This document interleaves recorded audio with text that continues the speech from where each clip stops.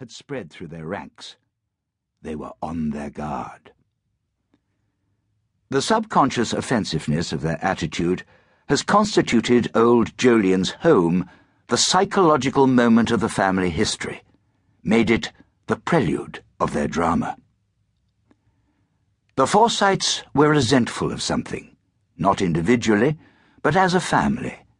This resentment expressed itself in an added perfection of raiment, an exuberance of family cordiality, an exaggeration of family importance, and the sniff. Danger, so indispensable in bringing out the fundamental quality of any society, group, or individual, was what the Forsytes scented. The premonition of danger put a burnish on their armor. For the first time, as a family, they appeared to have an instinct of being in contact with some strange and unsafe thing.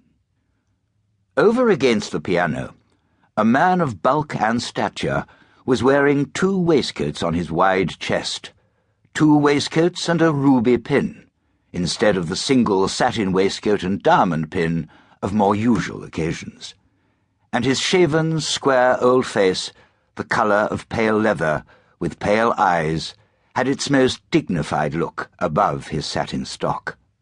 This was Swithin Forsyte. Close to the window, where he could get more than his fair share of fresh air, the other twin, James, the fat and the lean of it, old Julian called these brothers, like the bulky Swithin, over 6 feet in height, but very lean, as though destined from his birth to strike a balance and maintain an average, brooded over the scene with his permanent stoop. His grey eyes had an air of fixed absorption in some secret worry, broken at intervals by a rapid, shifting scrutiny of surrounding facts. His cheeks, thinned by 2 parallel folds, and a long, clean-shaven upper lip were framed within Dundreary whiskers. In his hands he turned and turned a piece of china. Not far off, listening to a lady in brown, his only son, Soames, pale and well-shaved, dark-haired, rather bald, had poked his chin up sideways, carrying his nose with that aforesaid appearance of sniff, as though despising an egg which he knew he could not digest. Behind him, his cousin, the tall George, son of the 5th Forsyte, Roger, had a quilpish look on his fleshy face, pondering one of his sardonic jests.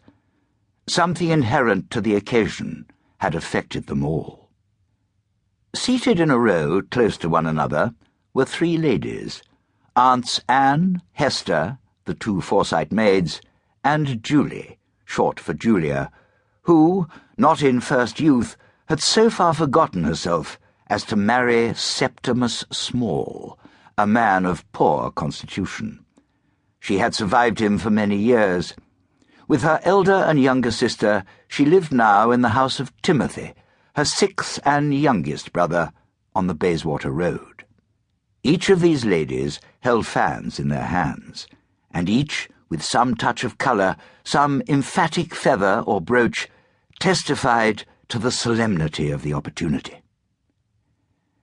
In the centre of the room, under the chandelier, as became a host, stood the head of the family, old Julian himself.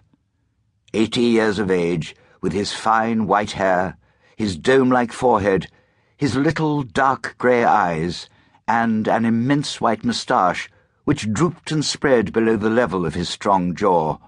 He had a patriarchal look, and, in spite of lean cheeks and hollows at his temples, seemed master of perennial youth. He held himself extremely upright, and his shrewd, steady eyes had lost none of their clear shining. Thus he gave an impression of superiority to the doubts and dislikes of smaller men. Having had his own way for innumerable years, he had earned a prescriptive right to it.